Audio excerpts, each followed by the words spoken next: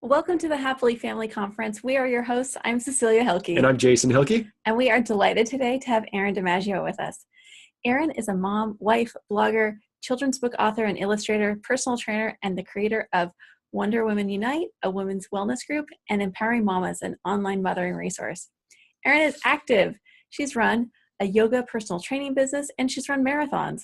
She's done adventure racing, hiking, rock climbing, martial arts, and even competed in fitness competitions. She has a bachelor's degree in kinesiology and a master's degree in spiritual psychology. She is a certified yoga instructor and parent educator. Welcome, Erin. It is great to have you here. Welcome, Erin. Thanks for being with us. It's so nice to be here with you. Absolutely. I wanted to talk first because there was something that you said when we were going on a hike together a few months ago, and you talked about parenting, but specifically motherhood, being like a process of creation. Mm-hmm. Yeah. And it's certainly literally, it is a process of creation. Like, whoa, hey, you give birth to a little person and like that didn't exist a few minutes earlier. But figuratively, it's also very much a process of creation. Do you want to talk about that a little bit? Goodness. Yes. That's a great question. And it's always nice to hear the reflection back from when we were on that hike together. That was a really special hike. And I feel like when I'm with people like you, the best part of myself comes out, right? I felt really safe in sharing that. So I want to access that feeling. But for me, I feel like I have three kids. They're 11, 8, and 3, and our dog Cookie. And with each birth, from the second of conception through the pregnancy to the delivery, to how they came into the world, they were so brand new.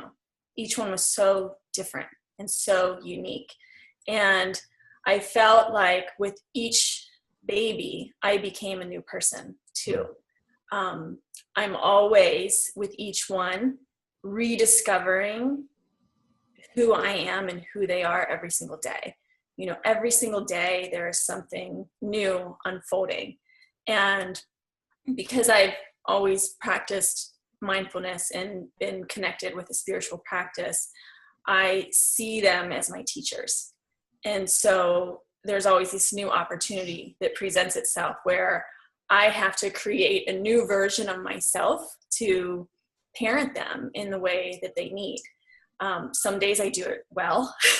And some days I'm like, we need to start that, reset that creativity button. You know, some days I'm more aligned. Whereas others, I just feel like I'm starting all over. So every day it's a new creation. Every day it's a new piece of art. Every day it's a new piece of work. Sometimes that work is much harder than others. And sometimes it's much more fun and more creative. So I'm curious, as you know, you're talking about like a beginner's mind, and I really respect people who can come to something with a beginner's mind, especially after the third child, where so often I think, even with our second child, I come to it with like, I got this, like been there, I know how this goes. And the truth is that our second daughter is very, very different than our first. And so what I hear you talking about is coming to parenting with each of your kids with like this beginner's mind, with like a clean slate. What can they teach me? And I'm wondering, what is it that you're doing that helps you get back to that beginner's mind, helps you get grounded in the not knowing of it and being comfortable with the not knowing, to be open to see what is to be revealed with each of these kids? I think, well, there's a lot of things there. Number one is my practice in spiritual psychology. So 2009 to 2011, I went to the University of Santa Monica and I studied spiritual psychology. And spiritual psychology is the art of conscious awakening. And in that 2-year program, I went one weekend a month for 2 years. And each weekend we would learn a new skill set. And one of the skill sets that we did that has been the most beneficial for me is inner counselor work. And inner counselor is the voice inside of us that is the wise soul, is the wise presence, the one that says, I know, I've got this. And often for me, my personality shows up much stronger than that inner counselor wise voice.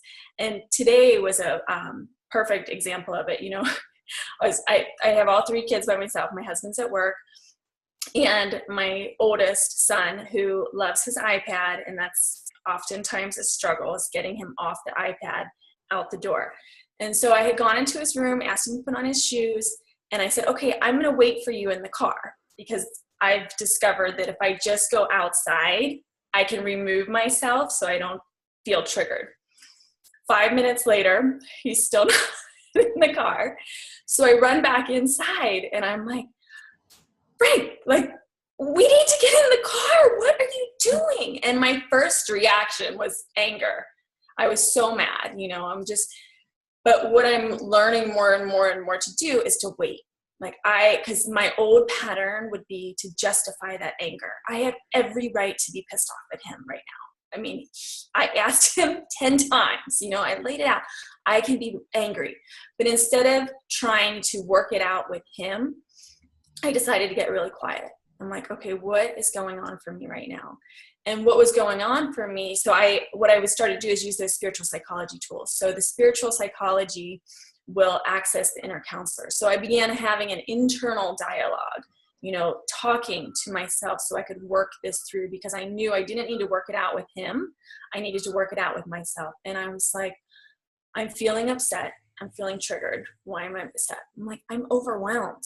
I'm really overwhelmed. I'm just trying to get out the door right now, and I'm feeling overwhelmed. And then the next question is, well, what do I need to give myself?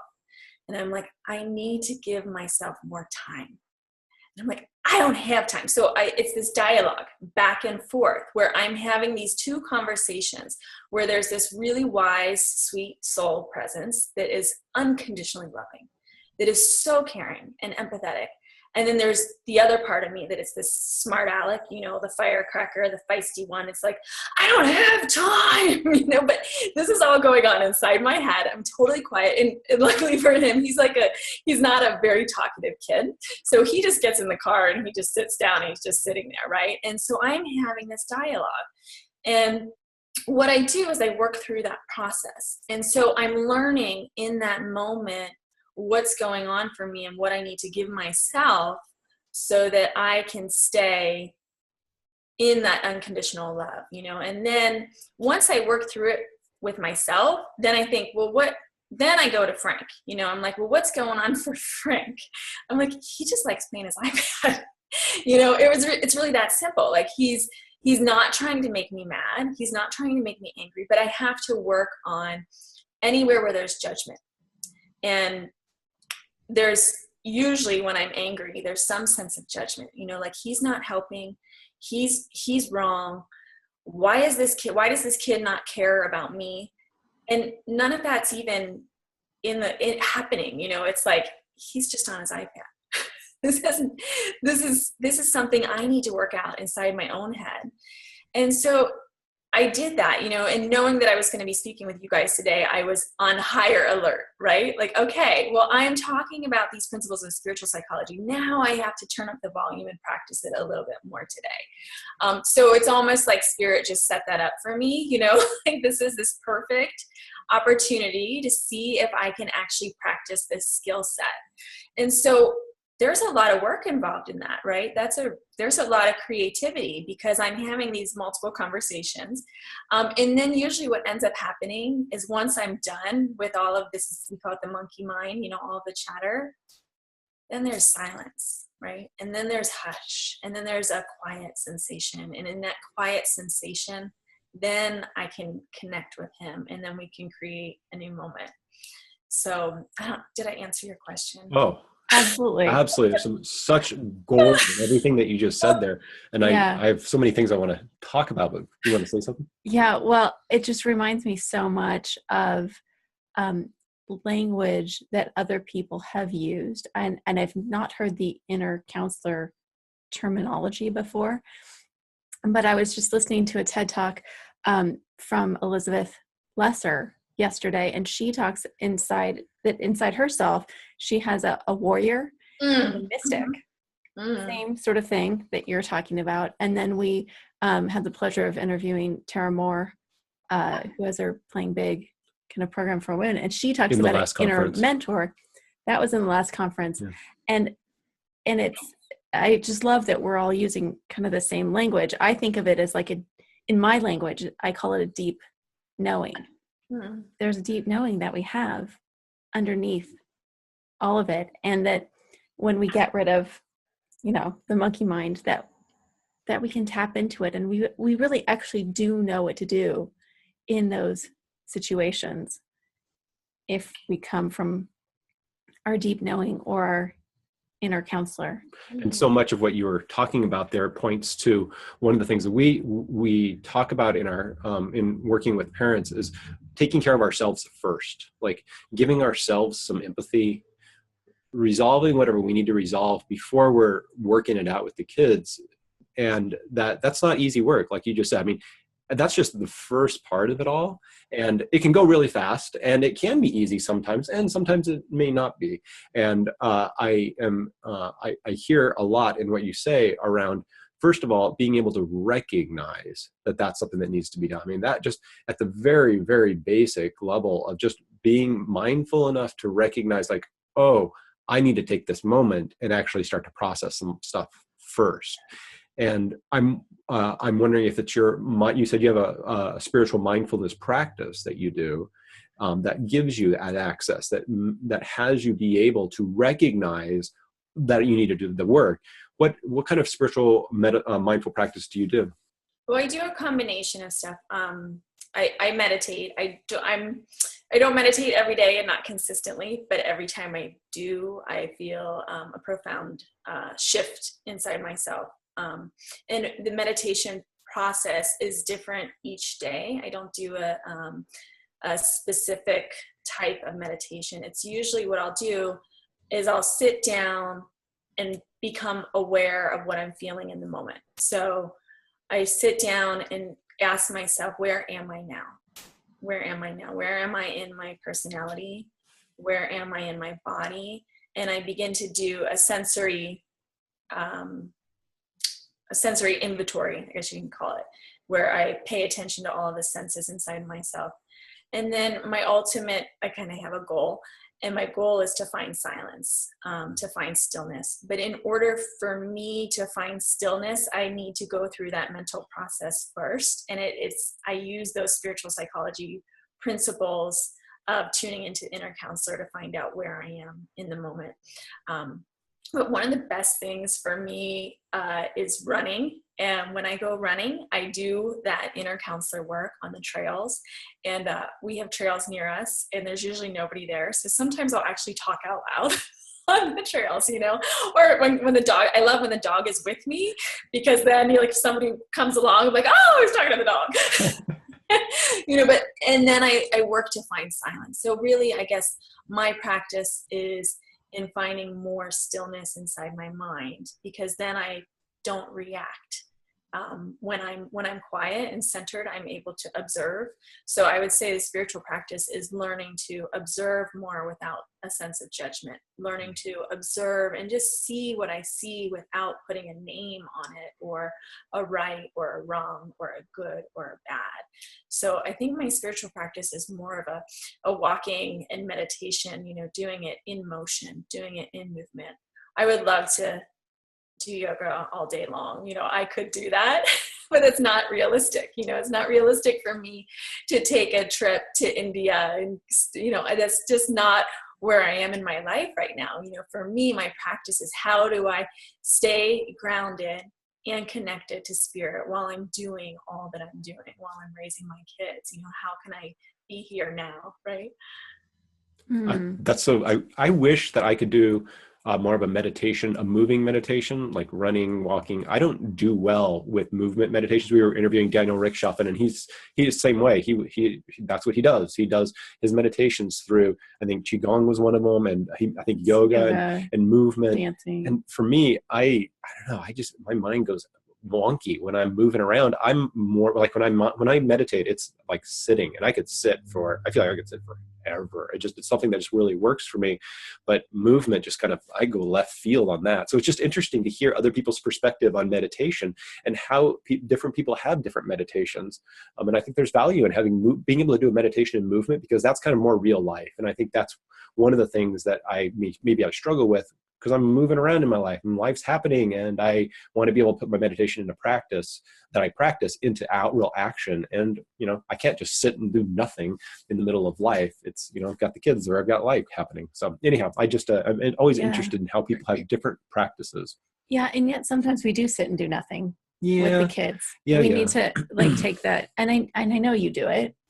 You take a moment to just back up and kind of internally do a little bit of nothing and then go back. It might even be just like 5 seconds. Yeah, like a breath. The breathing is what really helps me do it. Yeah, that's the main thing. Yeah. Erin, you've talked about kind of your daily practice. What do you do in the moment when something's happening, like this morning with your son? How do you talked about kind of checking in with your thoughts, identifying your feeling. Is there a particular thing that you do that lets you know, oh, hey, this is one of those times I need to use my tools? Like, is there a feeling in your body or something like that? What's your trigger? Well, for me, I know when I need to do it if I start to raise my voice. So if I lift my voice and I start to yell, because that's my my kind of, I don't know what you call it, but a pattern that says, oh, okay, this is here right now. You need to walk away. And I think for me, it's I have to remember that it's okay to walk away, that we can deal with this later. I think growing up for me in our house, my mom was a marriage and family therapist, and we had to work through everything. We never did, but that was something like, we needed a family meeting. We need to sit down now. We need to work this out now. And so for me, it's remembering that it doesn't have to be done right now. Like, I can wait. We can talk about this next week. This is a process. I'm not going to fix this right now. And maybe there's nothing that I need to fix, can I just allow this feeling to be there? So for me, I know that I need to step away and do my practice if I start to get angry. So really, anger is my cue. If I'm feeling angry, that means something's not right inside of myself, and I need to go and take care of that. And sometimes it's something really simple. I just have to go to the bathroom. I think in spiritual psychology, a lot of the work we did was working with past issues and trauma, and that every experience that we have or upset is often an unresolved issue within inside of our consciousness. And while I think sometimes that's true, sometimes it's really something simple, like, oh, I'm thirsty. I need to get a drink. This doesn't have anything to do with what happened when I was 2. This is really that I'm thirsty right now, or I'm hungry, or my physical body could be out of alignment because I'm hurting or I'm tired. So I think every day it's something different. And I don't have outbursts and anger every single day. Sure. I have a question that's a little bit of a tangent to this, but it occurred to me when we were talking about how active you are. You do a lot of activities that are pretty strenuous, I would say. I mean, adventure races are pretty strenuous, and you're doing a lot of other activities. And I'm wondering, what have you learned, if anything, from those activities where you're really pushing yourself physically that you then apply to parenting? That's a good question. So a lot of those things that I've done that you listed that were on my bio, those were pre-motherhood. So those were those were 11 years ago. The things that I've been doing recently, I did a marathon last year. And that's strenuous. Marathon? So that counts. You just count that. Like, it was marathon. Okay. Well, my husband, when I met him, he was training for an Ironman. So I haven't done an Ironman yet. That's on my list. Yeah. But I think with that, I always say that I've done all of those things. All of those things were easier than mothering. I did this last marathon more because I wanted to check in and prove to myself that I could still do that. And also because I got to go out and run for 3 and 4 hours by myself. To me, that is so easy. It's because the only person I am with is me. I don't have to check in with anybody else. I don't have to make sure that anybody else's needs are taken care of. I only have to take care of myself. And so I really, truly believe that the day I ran my marathon that's easier than a regular day of parenting 3 kids and staying at home. So I am mostly stay-at-home mom. We're never at home, but we're always on the go. Such a funny word.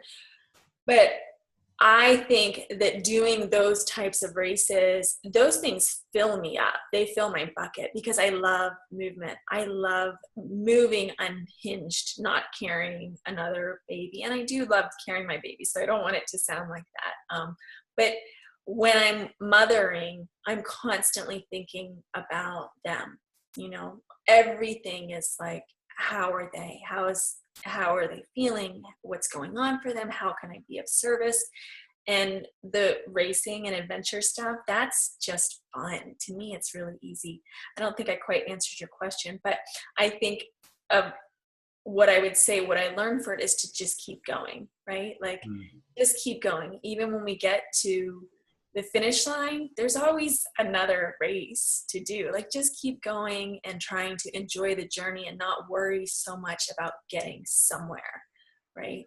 And that I think what you started with is so valuable, actually, where it's about taking care of ourselves and doing a little bit of self-care so that we can be better parents. Yeah.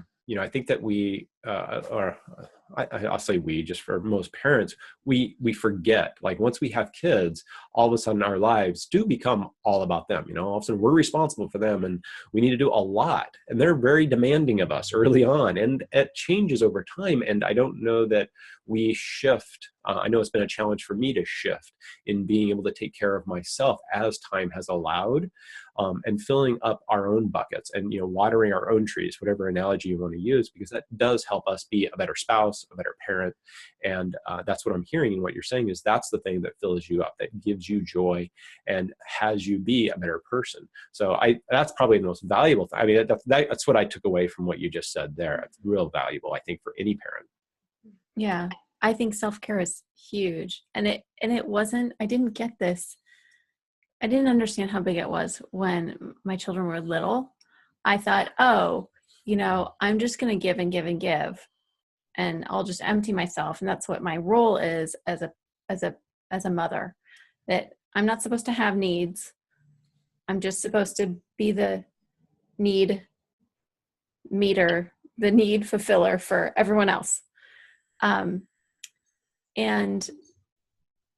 that doesn't really work very well in order for me to be the kind of parent that I want to be. Right. Because it is so mentally and physically draining. And you can compare it to, like, what an elite athlete does. And, like, they're getting massages and they're doing these specific workouts and they're making sure that they get enough sleep and they eat right. Yeah. And they pay a lot of attention to their mental, they're probably meditating too. They're paying a lot of attention to their mental and their physical bodies in order to do this incredible thing. And you've said that even doing your extremely physical things, like, that's not even as hard as doing the parenting. So we need to treat our bodies. If we're going to be great parents, like, let's treat our bodies and our minds like we're going to be an elite athlete. Like, Right. Let's do that. Yeah. Right. Instead of trying to, come from emptiness. Like, I don't have anything to give, but give even more. And Right. even when the kids are young, sometimes it's hard to, like, take 3 or 4 So hours to hard. go run a marathon, but Yes, but we it can do doesn't little take, things. right. Yeah. It can be small things. It can be just Yeah. whatever we need to do to fill ourselves up, and what we can do to take care of ourselves makes us a better person and a better parent. Yeah, absolutely.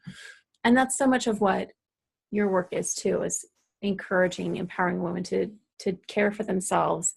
And some of your events that you lead, like Wonder Women Unite. Yeah. I'd like to hear more about. I'd like for you to talk a little bit about what started that. Yeah, how you got started. What you do in those events for women. Okay. So for me, fitness has always been a part of my life. I grew up, I did gymnastics when I was a kid, and I played soccer, and my dad was a professional boxer before he had us. So we had just this, like, fitness and working out and pushing our bodies. That was something that was part of our family experience. And I had a deep love for movement. As a kid, I would climb trees and, go out and play in the woods all day. And we had boys across the street, and I always would race the boys, so I felt most free and most alive when I was moving. And so it was a natural progression for me to become a personal trainer. And I worked as a personal trainer. And when I worked as a personal trainer, I was 19. I had just started training. I was 19 years old. I had just moved from Cincinnati to California. And the majority of my clients were all mothers. I had at least 75% were moms. And what I found for most of my clients was that they would come in to get a specific body, right? They needed to lose weight, tone up. It was always the same goals, but there was so much self-judgment on their bodies and what their bodies should do. And what I quickly realized is that the people that were coming to me that needed help with working out, they didn't have the same experience inside their bodies that I did. Like I felt free when I would move. They felt encumbered. They felt slow. They felt stuck. They felt unmotivated. Exercise didn't turn them on. So I started to early on wonder, like, how can I help them to feel good when they're doing this? Like, because it was my job to, teach them to lift weights or to do the exercises. That's my role.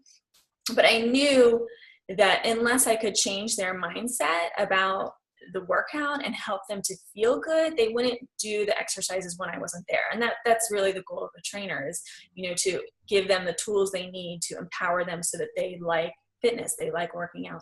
So I from personal training, that's what got me into yoga, because with yoga, it's the quality of the mind and the connection between the mind, the body, and the spirit. And I'm like, if people could experience their spirit when they're moving, they'll enjoy it, right? Because the spirit is this free, loving essence inside of us.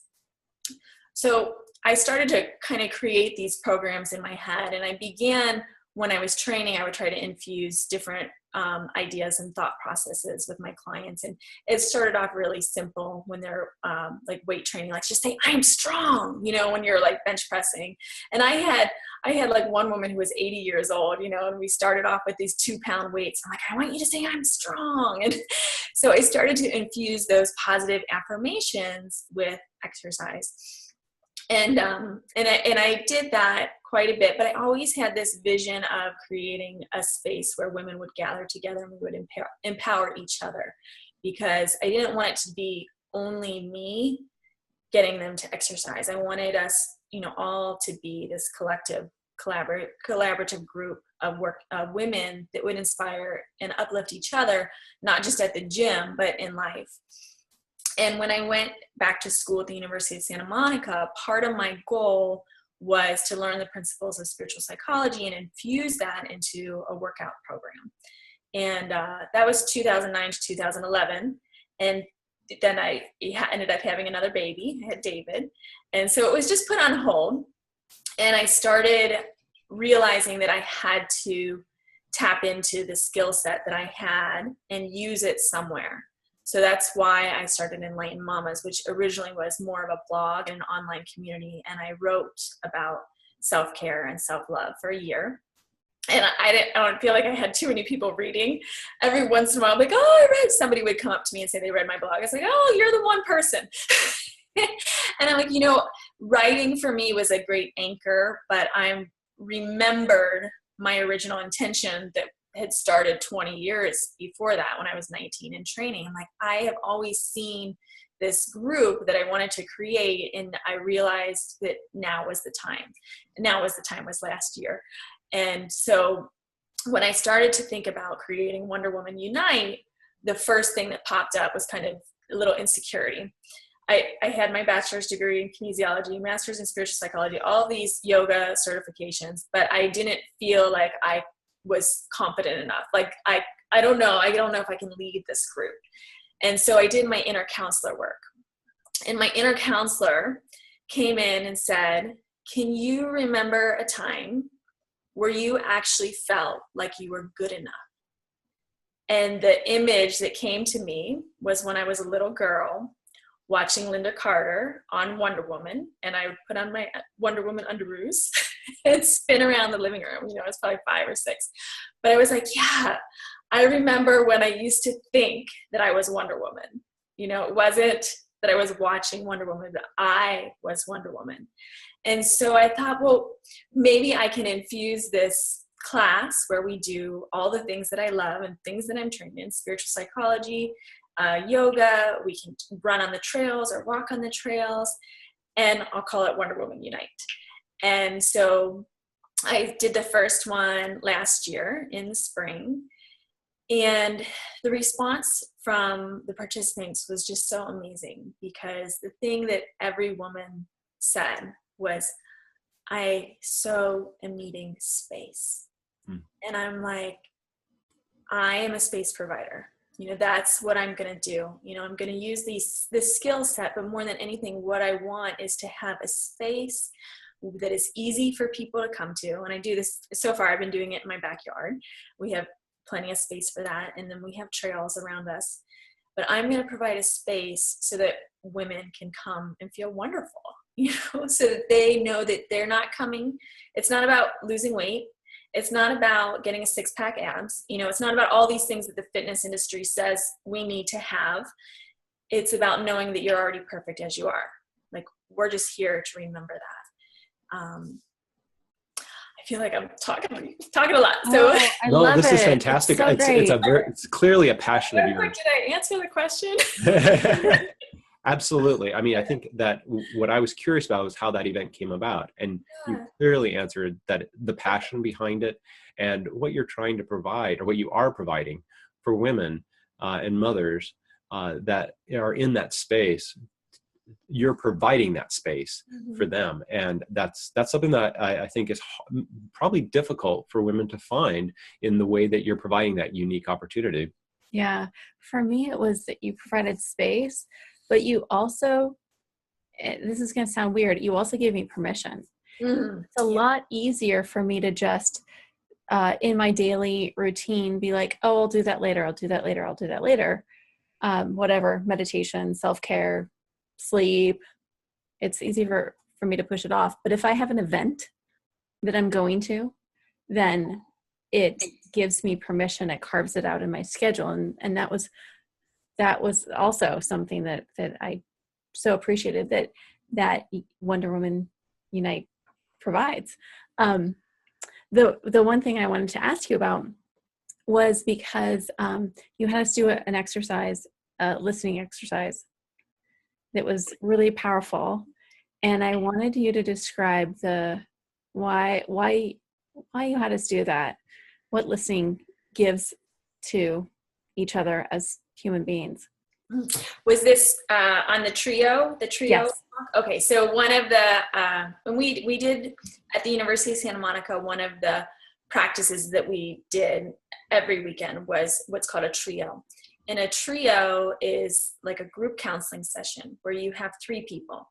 You have one person who is the client, you have one person who is the counselor, and you have one person who is the neutral observer. And the client's role is to share anything that's present for them, anything that's going on inside of their mind. And usually we would do something that's triggered us, something that we need to work through that needs a resolution. And then the counselor's job is to see the loving essence in the client and to see that the client has all the inner resources to handle everything that they're going through. And to be there to anchor into that awareness and to remind them who they already are. So often when we share what we're upset about or what's going on, somebody will hop in to save the day, hop in to fix the problem, to change the narrative, to rewrite the story, to give advice, because it kind of feels good, you know, if you like, oh, I know the answer, I can figure this out for you. But it really diminishes the person's experience when we do that, because then we're not seeing them in all the grace and glory of who they are. So we're not actually seeing that, wow, this person probably can figure this out on their own, and more than likely has already been through a lot of stuff that's very similar, because we often repeat our stories in our life, and I know for me, I need to just talk about stuff. That's all I need. I don't need answers. I don't need solutions. I just need to get stuff off my chest, out of my body, out of my mind, and I need to be heard. And I don't feel like I get that as much as I would like it in my life. And so I'm like, I want to create this space where I'm setting the guidelines for how we're going to hear each other. And we're going to remember that no matter what somebody shares, they are wise and brilliant and they can figure this out. And they just need to know that they will be loved through that process. So, my hope is that I can create something in that environment where then we take it with us and we bring it home with us, and we bring it to our partners. And we, when we see somebody on the street and they tell us what's going on, we don't immediately say, have you tried this? Why don't you do this? Because I don't know. If I'm going to an accountant, I definitely want advice. If I'm going to a doctor, I probably want some advice. But if I'm just sharing something that is triggering me or I'm upset about, sometimes I just want to be heard.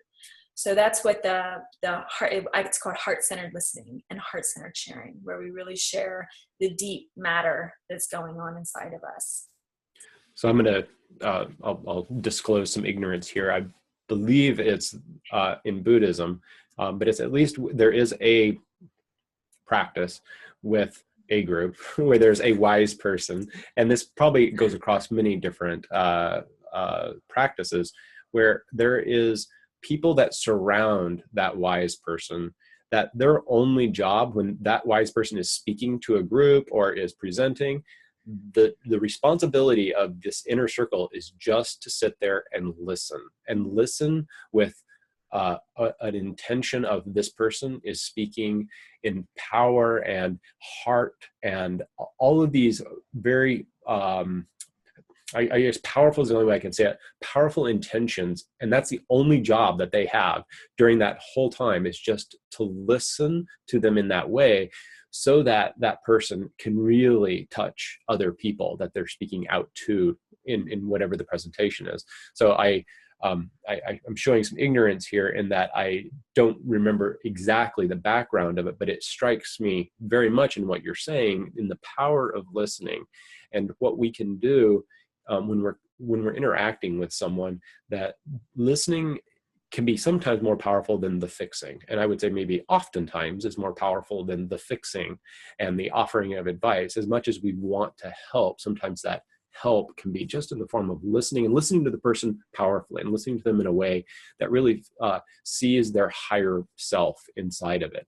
So anyhow, that's what I was just thinking about that as you were describing it. It reminded me of something that I had long ago came across. Clearly, I don't remember it very well. Yeah, I want to clarify for people who are listening, because you both are talking about something that, and I don't want it to get misinterpreted. You're not talking about, and correct me if I'm wrong, you're not talking about like becoming a cheerleader. Oh, yeah. Like, you got this, you're okay, you probably had something like this in the past, and you're all right, you got it, girl.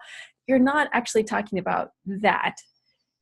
What are some of the responses that we could give to somebody? It could be a child that we're doing some listening with. It could be a friend that we're doing some listening with, that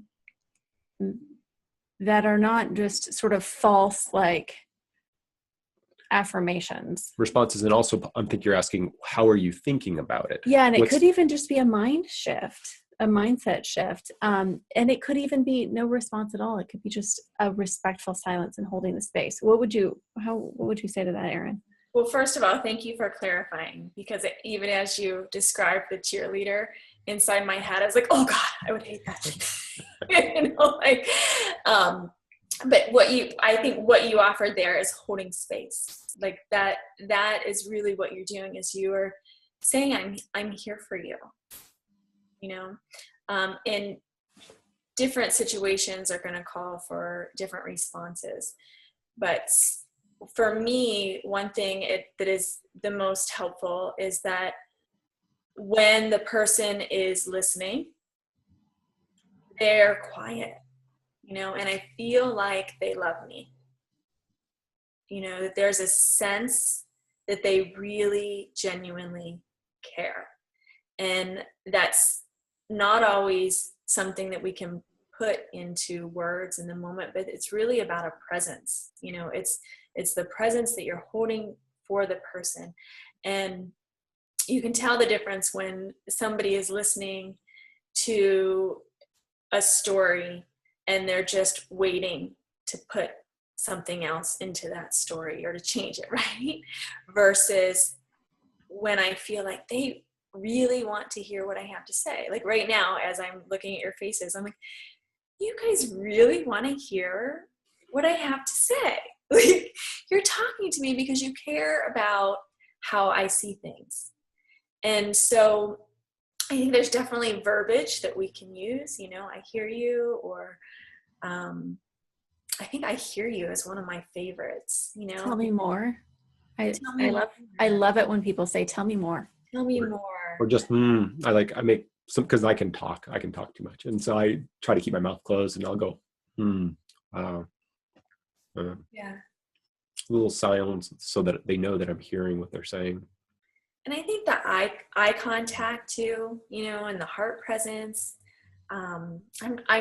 The words aren't as important to me as the feeling that somebody cares. Yeah. Yeah, I agree. And it's a lot of it, I think, I feel like we've come full circle. It's about tapping into that deep inner knowing or the inner counselor. And also part of it for me, especially when I'm doing some listening to a child, especially if it's one of my kids, is that I need to come from the space that you talked about earlier, that I recognize that they're whole and complete. There's nothing that needs to be fixed about this situation. So when they come home from school and say, somebody was mean to me, or the teacher doesn't like me, or I'm failing math class, that I'm not freaked out about it. I can just stay there and listen. Yeah.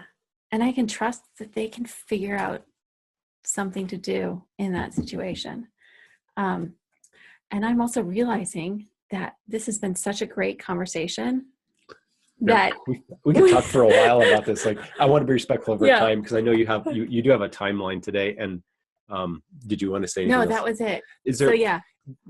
As we're wrapping up here, I want to give you a chance to say anything, just parting thoughts, anything you want people to, take away from this, or any asks that you have for people here at the conference. I think one of the things that has helped me the most, and one of the things that I think as a society that we need to do more often, is to ask ourselves, who are we? Why are we here? And what is our purpose? And really take time to sit in that, to discover what our spirit or our inner knowing, our inner counselor has to say about that. And on days when things get hard, to make a greater effort to sit and remind ourselves of that. And no matter what we do, we are perfect and whole as we are. That inside of each and every one of us, there's this divine light, there's this amazing spirit. And I think the parents that are really working hard to do a good job tend to be the hardest on themselves. And I think what we all need to do is practice more self-forgiveness, more self-love, because then when we practice self-love with ourselves, we're able to radiate that loving kindness and goodness out to all the people that we meet. So wow. I love it. Yeah, that gets me, that I really relate to that. So thank you for that. What's the best way for people to keep up with you, find you online? What would you like? Okay, the best thing is to go to my site. It's Enlightened Mamas, www.enlightened, and it's MOMMAS I'm also on Facebook. I spend a lot of time on my personal page. So if people want to find me, I do public posts on Facebook and Instagram. On Instagram, it's Enlightened Moms. And on Facebook, it's Erin DiMaggio. Perfect. We'll link all those here in the speaker notes so people can track you down and keep up with you. And Erin, thank you for taking the time. I look forward to a part 2 and to continue to talk to you. We had a great time here, and thank you for sharing all your wisdom and the work that you're doing to, empower people and women especially. Thank you so much. Oh, thank you for having me. I love you guys. Absolutely. Have a great day. Bye-bye. Bye.